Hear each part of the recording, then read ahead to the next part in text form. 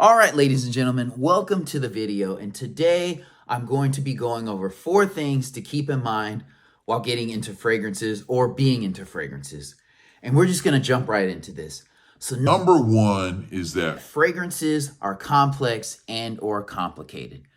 And what do I mean by that? Well, I kind of look at fragrances like wearing clothes. So it's not a situation where one size fits all. You may see a clothing commercial or clothes on a mannequin or just someone on the streets wearing clothes and think, oh man, that's a cool outfit, that's a cool article of clothing. But that does not necessarily mean it's going to look good on you. And the same thing applies to fragrances. No matter how popular a fragrance is, it may not work for the environment in which you live in because of the climate. It may not work with your body chemistry. It may be a fragrance that you don't like. It could be a fragrance that's tied to a memory that is very pleasant to you, so you really like the fragrance, even though it's not really a great fragrance. I had that experience today. I was in Marshall's, and I was going through looking for those hidden gems, and I smelled like this barbershop kind of fragrance, and I knew it was cheap. It was like $13, $14. And I knew it wouldn't last, and I knew it was a very basic scent, and I'm like, man, I was leaving the store and I kept smelling my hand because I sprayed it and it got on my hand.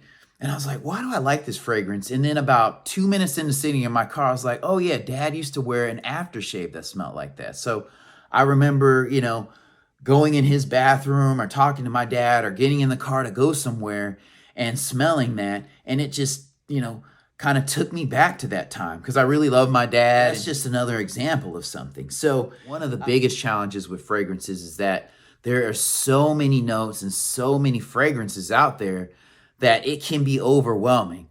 So what we have a tendency to do is, okay, I'm going to narrow this down by watching a top 10, top 5, top 2, or I'm going to go off of the commercial with the hottest girl or the most eye-catching imagery, when in fact, that may not necessarily be the best fragrance for us, for whatever. All right, ladies and gentlemen, in editing this video, I didn't realize that I did not provide enough examples of how the complexities of fragrances may play into how your collection or how your experience may need to be altered. And one good example I can think of is Nautica Voyage. Nautica Voyage is a legendary cheapie. And it's a great fragrance, it lasts a decent amount of time, and it's really cheap. But if you live in a cold environment, it's not going to perform well. If you're outdoors a lot wearing that fragrance, it's not going to perform, and you're not going to think it's a great fragrance because you can't smell it. Now, if you're indoors a lot and you're in a cold environment, it may, still work out and it may project still. And so that's something to keep in mind because that may not necessarily cancel that out for you. You'll be wearing a jacket until you get indoors, and when you take off the jacket, boom, you have a burst of fresh that hits, the crowd or the people around you, and you may get a lot of compliments. And being fresh really isn't a seasonal thing. All right, an example number dose I'll give you is that, let's just say you were in a culture where a lot of the households that you're in burn incense, burn a lot of candles that are spicy, woody kind of fragrances. That may not be a good environment to wear, darker, more ambery, spicy fragrances because you'll just blend in with the candles around you. Or you may not want to wear fragrance in those situations at all. So in that collection, you may just have a void in that space of spicy. I don't know. I mean, that's going to be a personal decision just because if that's a part of your culture, obviously, body creams and things like that may have different herbs and spices in them. But again, it's just going to blend in with everything, and you kind of have to make a decision as to whether or not it's worth it for you to invest in a decent cologne for those occasions. And then some of the other complexities of fragrances is that, like, what environment are you going to wear them in? Are you going to be in close proximity? Are you going to be in a situation where people have really sensitive noses or bad allergies, where they could have reactions to your cologne? There's a lot to consider. Understanding the complexities of your life and the situation with fragrances just helps kind of better determine how much weight to put on one person or one video's, portrayal of a fragrance or several fragrances. All right, and number 2 is that you have an opinion on fragrances. And I think this kind of goes back to the point I made earlier where I said fragrances can be very, very overwhelming. Whether you're looking to get one signature fragrance to wear for the rest of your life, or you're starting a collection, or you're looking at getting into fragrances and you're like, I may or may not do it, it still can be very intimidating and very overwhelming to the point that you may forget to consider your nose or to put your nose on a fragrance, or you may just say, it doesn't matter, I have too much information to go off of anyway. But to that, I would say you always need to give room for you to smell a fragrance and for you to kind of be into it. I think it's hard to wear a fragrance confidently if you don't like it, or you don't at least think it's okay. There are fragrances that I wear that, I may not be 100% on, but I wear them just because they give me a break from other fragrances. It's a different smell, and I know that they're still going to, be pleasing to those around me and create a good sillage and good experience, for other people, which contributes to my experience. And the second part to this point, so 2B, is going to be your opinion as far as your perception of a fragrance. So part of it is what you smell, and then part of it is what you've experienced in life. So you may get a fragrance that you may not necessarily think smells great, but it kind of takes you back to where you had your first girlfriend and she absolutely loved that fragrance and you got extra hugs and kisses on that fragrance. So you may just dumb grab that fragrance for that reason. Or it could be a relative. Like I said earlier, my dad had some aftershave he used to use, and the fragrances that I found in that store, were pleasing to me for that reason alone. They're not necessarily good fragrances, but that kind of informed my opinion on the fragrance. And it can go the other way. You could, again, have a weird relative or a weird experience or even a traumatic experience that was kind of set in a fragrance or an aroma, and you just want to completely stay away from that. So I think those are things that you do have to sit down and consider.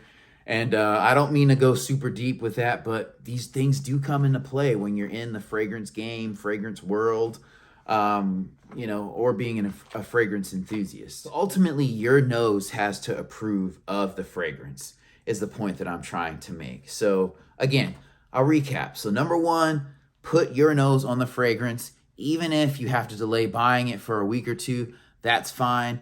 I recommend buying, maybe some samples or looking online to see if you can get some samples. Or if you're in a car with a friend or at a friend's place and they have a fragrance that you're curious about, ask them, hey, can I put this on? Can I wear this? Just so I can see how it goes with my body chemistry.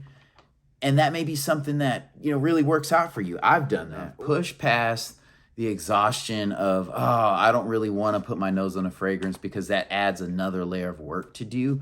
And I guess the last thing I'll say is that sometimes our noses mislead us. So one of the things that I like to do is I wear, fragrances to work. So I work in an office, and it's a very, it's a pretty small staff, and we have people that come in and out of our office.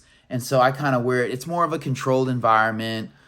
With people I trust. And so, I'll get opinions. I don't necessarily poll people, but, the two primary people I work with are women, and they'll tell me if something smells good, or I'll get extra hugs or something like that.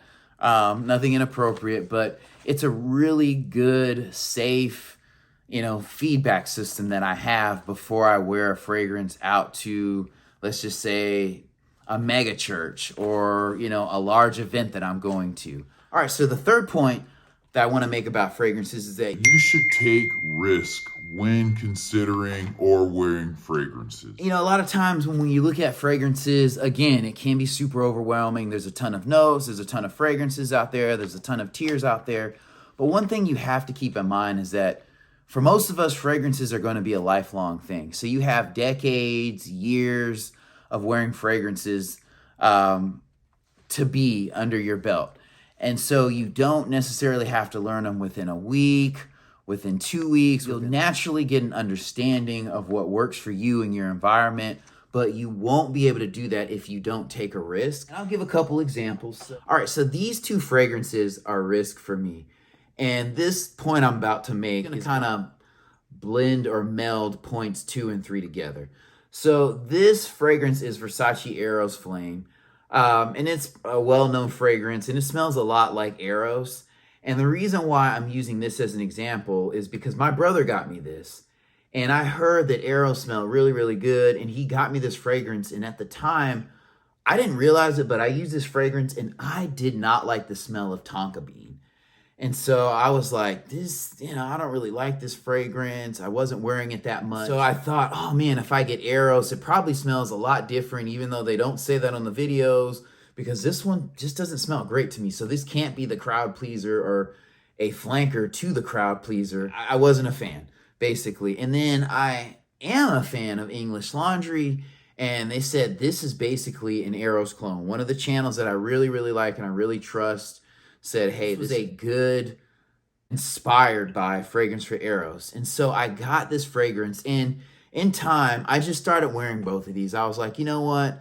They're pretty well-known, popular fragrances. I'll keep wearing them. I took a risk, and in time, I actually started to like these fragrances.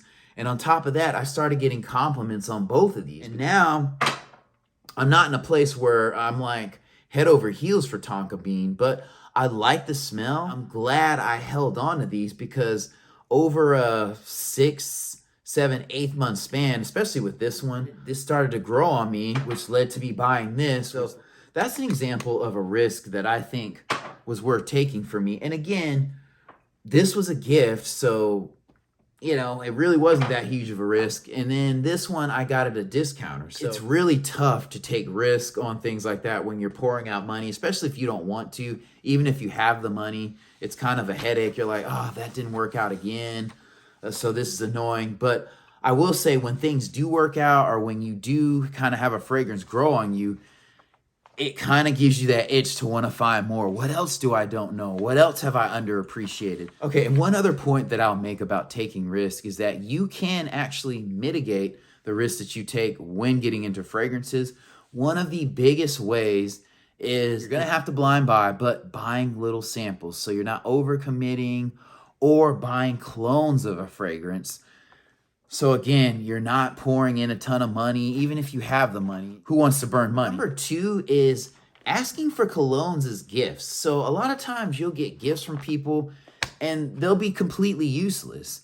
And one of the things that I love about my little brother, shout out to him, is that he always buys me colognes and he has really, really good taste.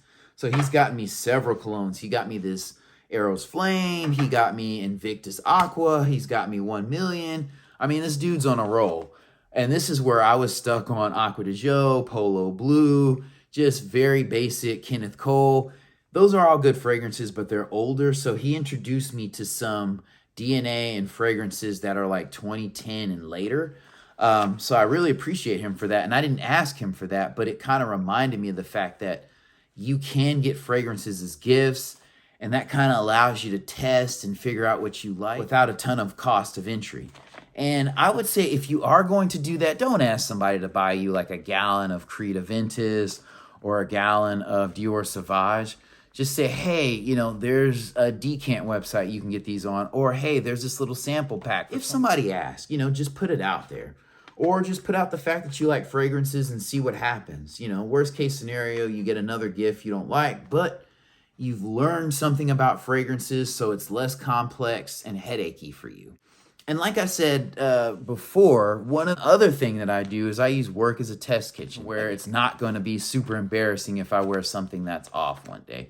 And worst case scenario, I could bring an extra shirt to work and change it or just wash it off me, while I'm at work. So not to make this video too long, but I'll give you one other example of how I took a risk and it really didn't work out and then it did. So I saw this fragrance in a store maybe like 3 weeks ago and I didn't buy it.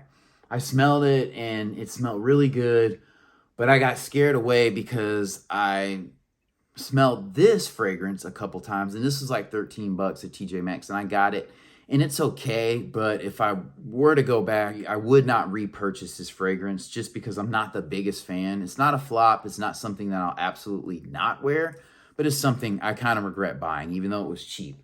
So I was in the store and I was thinking to myself, I'm like, man, if I keep buying 3, 4, 5 cheapies for, $13 to $15, I might as well just go on Amazon and, buy something at near retail or Fragrantica and just buy something that's well known or that's a well known crowd pleaser. And so that kind of prompted me to skip out on this fragrance. And when I tell you this fragrance is bomb, I'm going to do a video on it. This is a winner. And I really don't even want to show this on video. And I actually wore this for the first time today for a full day. And it wore well on my skin. And it's not something that I normally have. It's a heavier fragrance. To me, it's kind of woody, kind of smoky. I think it has an oud note. And a tobacco note. And it wore very well on me. And I thought, I like the smell of tobacco. My dad likes it too. I kind of got that from him. I don't smoke, but I'm like, man, I don't want to smell like a cigar shop or like a cigarette shop. But that was not the case. Yeah, I got compliments galore on this. So I really like this fragrance. But I want to get like 3 or 4 bottles of this. So much so that I told my mom about this fragrance, and they've had this at TJ Maxx and Marshall's, and I sent her a picture of the bottle, and I said, Mom, if you please buy this for me, if you see 1, 2, 3 bottles, go ahead and buy it. I'll give you the money, which she's not going to take, but that's another way. You could get fragrances on the cheap or to kind of test or mitigate your risk. This is something I want to wear for the entirety of my fragrance journey, but they don't make this anymore. All right, and so the fourth and final thing I want to talk about with regards to fragrances is diversity. So I think a lot of times we can develop strong opinions in time of what we like with regards to fragrances. And so for me, it's kind of sweet or fresh fragrances. And I like fragrances that are a combination of both. I don't like super sweet fragrances, but I can kind of get locked into things like Oxford Blue and, Versace Eros and Cambridge 9 and London. And so these aren't super heavy fragrances. It's kind of like having a favorite color. Just because my favorite color is blue doesn't mean every shirt, pair of pants, t-shirt, socks I wear are going to be blue. You have to change things up.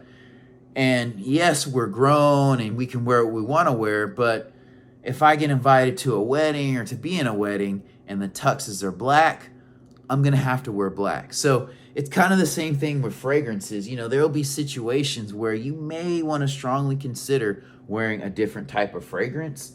And that is where this fragrance comes in. So this is completely out of my wheelhouse and not something that I would normally buy. This is a very, very green fragrance. Like I said, I do like some green, but this is like a super green fragrance. It's sharper and it's not kind of super masculine to me. It's kind of a funky smell for me, but I'm going to try it out tomorrow. But it just brings diversity to my collection.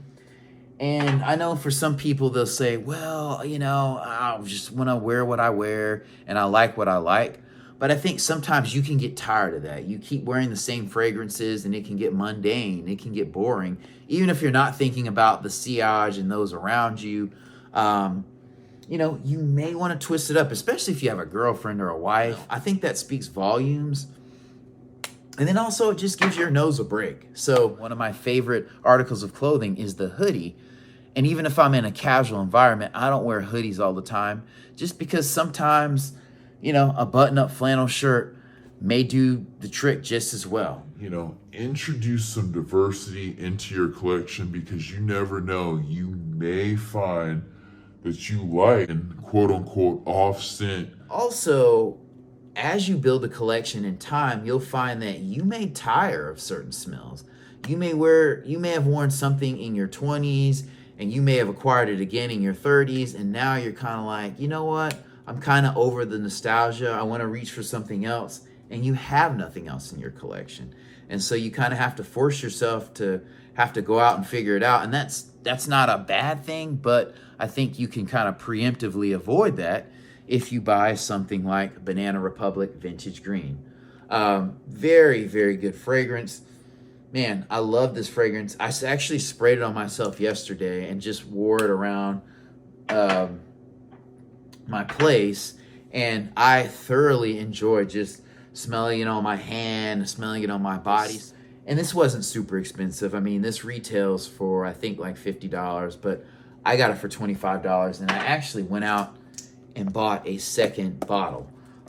Because again, I wore it at home and I had it on for like 6 hours, and I was like, man, I really like this smell on me. And so this is the beginning of, real diversification of my collection, because my other ones are all sweet and kind of citrusy, or kind of fresh and light. So I need some heavier scents to go along with the Kingdom. And this one is not as light as regular Eros, but still kind of sweet. So with that, I'm going to go ahead and wrap things up. Thank you all for watching. I hope you enjoyed this video. I hope you got some valuable information about it. If you have questions about my fragrances or my choices in fragrances, definitely put comments below. Go ahead and like the video, and I will see you all in